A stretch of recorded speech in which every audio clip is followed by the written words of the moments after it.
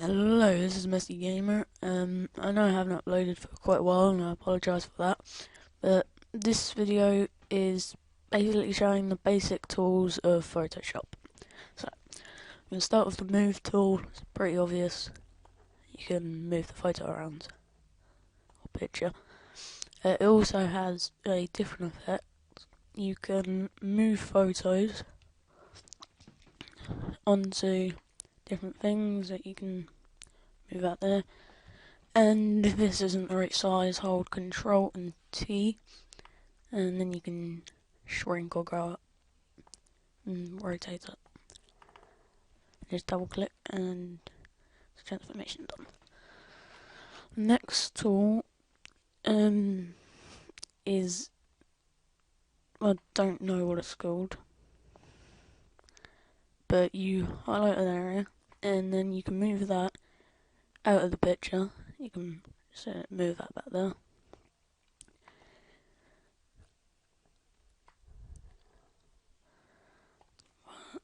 And just get off the screen. And then just move that. Then click back on it, just click anywhere, and as you can see the line's gone. And now you're left with this, and you can move that around. Next tool is the lasso tool. It works the exact same as this, but instead of squares, you can highlight an area like that. And you go onto the move tool, you can move that way. And just do the same. Now, next is what? And the next is the quick selection tool, and you can basically use this to quickly select an area so you don't want. Press delete and it deletes. Obviously there I've got the back of BMO, so I'm just going to press Ctrl Z, and that's the only fault about this. But if that does happen, right click or double click, whatever works, go to Magic Wand tool, and this deletes that certain colour. It may take a lot longer, but it's more efficient. Well, not more efficient, but... And next is the crop tool. You select an area, and you can move that around and make it grow. And then you double click and it takes away everything which wasn't inside the crop area. And now, this is the eyedropper. You click on a colour and it takes that colour and makes it your first colour. See there? And now you can use the paintbrush and you get that colour. There are quite a lot. There's like the colour sample tool. I'm not quite sure what that does. I think that's more of an advanced tool. The ruler tool, that's pretty obvious. To learn more about adding and customizing zoom and pan animations to your video, check out the other Getting Started tutorials on our website. We've talked about some of the tabs already, but be sure to explore the others for adding and editing special effects. This is quite obvious. If you have a picture, if they don't all show up as tabs, click on the More tab to explore others, go over it like the speech-to-text capabilities and captions, and the improved quizzing. Also, transitions can now be dragged directly to the timeline and added on top of clips. It also has another effect. So we've shown a few ways you can navigate and edit your video, but how do you get content into your video? To make a new screen recording, click the Record the Screen button. If you already have an audio or video recording you'd like to use, click the Import Media button. When you're done with your video project, you'll need to click the Produce and Share button to create a shareable video. Expand this menu to see a variety of presets. We have a new video player that plays back your MP4 video and includes other interactive features like table of contents, closed captions, quizzes, and even hotspots. Okay, These features are available when hosting your video on TechSmithScreencast.com or the video in player on your own web server. This player provides playback on multiple devices with just one video, whether it's a phone, tablet, laptop, or desktop computer. Well, it's time for you to try Camtasia Studio for yourself, using the content on the timeline, or better yet, create your own. We have lots of free tutorials on our website, and I recommend you begin with the Getting Started series. It will take that same effect. Also, the help file inside Camtasia Studio tells you how to use each of the Camtasia Studio features and applications.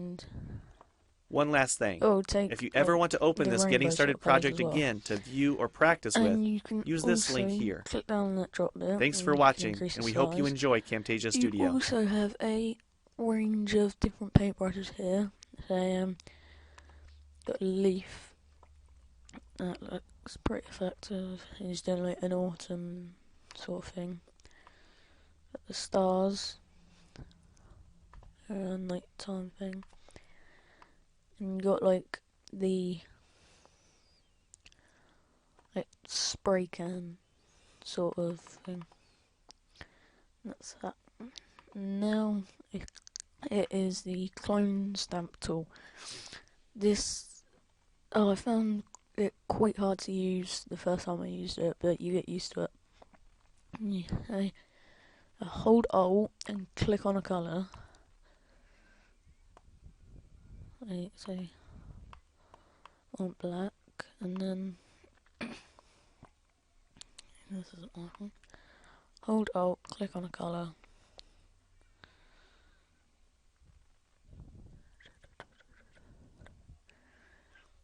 That's working very well. Click on a colour. It kind of like makes another copy of it above it, kind of. So there's another messy game over a messy game. It is quite tricky to use, but once you know what you're going to do with it, it's quite easy. You've got the gradient tool. Personally, I hate this. Pick that. Look at that. Looks alright.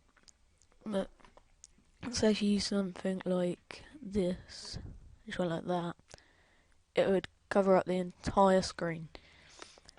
So even if you just do like a tiny one like that, it'd cover up the entire screen. So you'd have to just make another layer, and then make another layer and then just put it underneath it. It does look alright, but I personally think it's too much hassle. But with this, you can say like it's orange, yellow, orange, red there.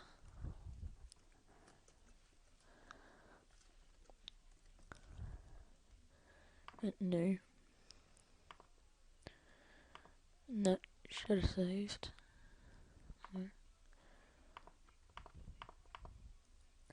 Making loads and it's not red, yellow, orange. Okay, ignore that.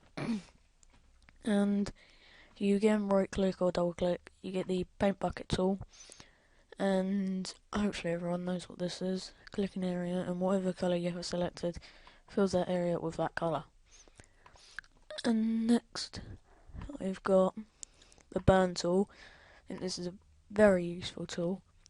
I'll go into this emo one, and you could highlight over an area and it just makes it darker, and then obviously you control it. To make it brighter, you could just duplicate it and it does make it a tiny bit lighter. There you go. Screen the second one. And you see it makes it a lot brighter, and if that's too bright, again just go over it with the darken, with the burn tool, and then you can get your perfect shade of whatever colour. And then, I don't know what that does. You've got the basic mouse tool, which does absolutely nothing, as I'm aware of. Then I've got the text tool again, Everyone knows what that does, hopefully.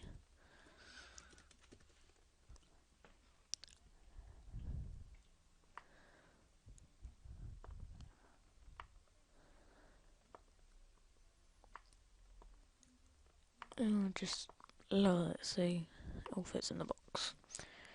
And then you can just double click on the T and you can change the colour on that colour. You can also change the font. You can use that. Use it. That.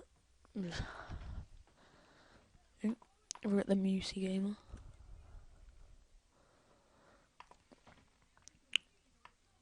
Yeah, there are lots and lots of fonts, so I found it quite hard to pick a certain one which looks good and fits the theme of what you're making. So use this. You can also right click, because I've done in quite a lot of other videos, and go to blending options. So my favourite style is the stroke.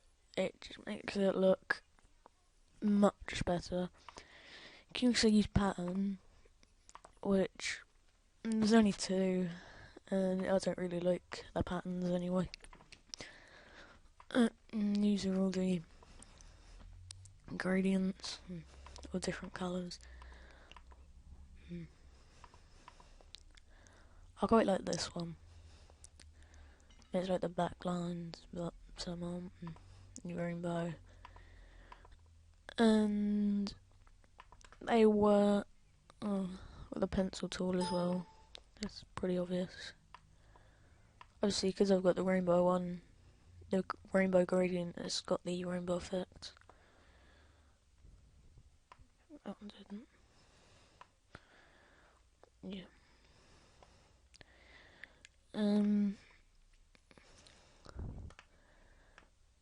And well, you can also do the circle tool. You know what it does.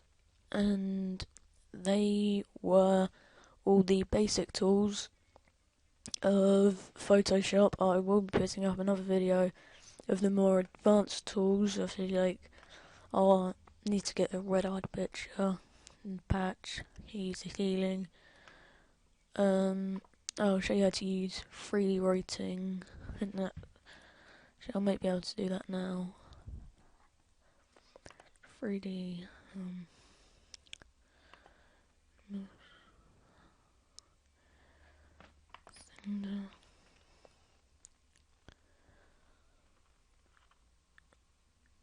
But it's quite hard to use, as you can see there. You don't want a long text, or else you won't be able to see a lot of it. I'm just gonna... That was the basic tools of Photoshop. Thank you for watching. Please subscribe. Thank you.